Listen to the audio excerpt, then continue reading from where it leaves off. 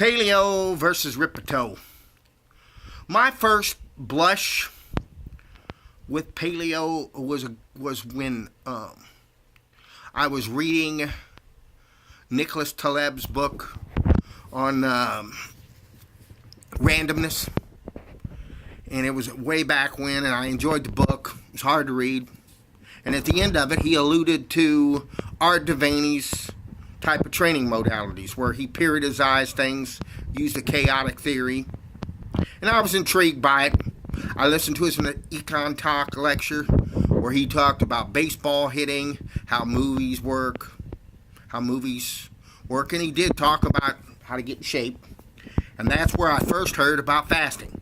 He said, skip supper one night a week, and at the time, I thought it was the craziest thing I've ever heard, and I didn't want to do it. And I've had success with it, and I made videos about it. The other guy that I listened to is a guy named Mark Rippetoe. I don't recollect exactly when I heard of him. But he has helped me a lot with my training. Yeah, now I remember.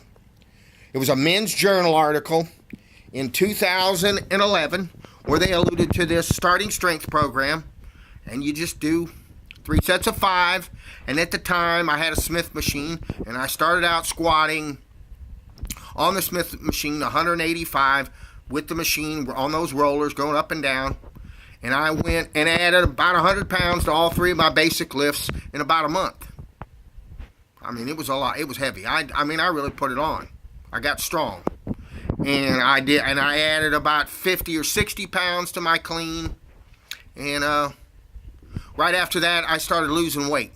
I think that was when I was losing the weight, or right after. I don't remember when it was. I think it was before it. I don't recollect when it happened, as far as my weight loss.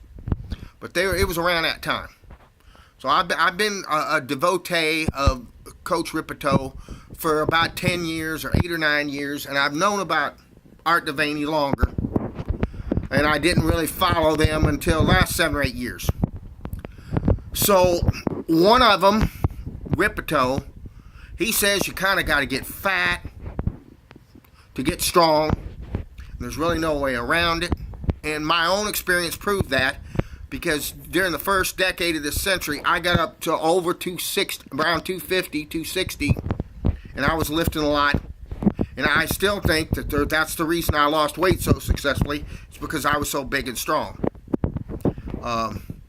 Now, I'm in my late 50s. I'm 58. I was 58 the other day. I just finished a urinary tract infection. I was on antibiotics. I was weakened. And I injured my shoulder earlier this year. So I haven't really trained. I'm relatively weak. And that's the reason I have this out here. That's 125 pounds. I cleaned that and did 3 sets of 5. 3 or 4 days from now, I'm going to put on just those 2 little 2.5s, and I'm going to go to 130 and try to do 3 sets of 5, and I'm going to add that. So that's a Rippetoe way of method, and we're going to see how this is going. I'm going to try to get some bigger and stronger and go from there. But I always have this tendency that I don't want to get fat, but I do want to get stronger. I like to eat, but I know I shouldn't. So I'm conflicted, and that's what this is about. As far as the state of the world is, I'm a little concerned. I think I'm going to vote against Joe Manchin. I don't like him. I don't like Trump's pulling out of this nuclear treaty. I'm not happy about it. The Federal Reserve is trying to get us off the quantitative easing. They've got a lot of bonds to sell, from what I understand. I don't know what's going to happen there. The world is kind of crazy. And I guess it's always been. So I really didn't want to get into that. For a while, I was just disgusted with the whole thing. Didn't even want to talk about it. So I just alluded to that briefly. I'll get to that later. Anyway, I'm doing good. Looking to get a job here locally. 2018's winding down. Out!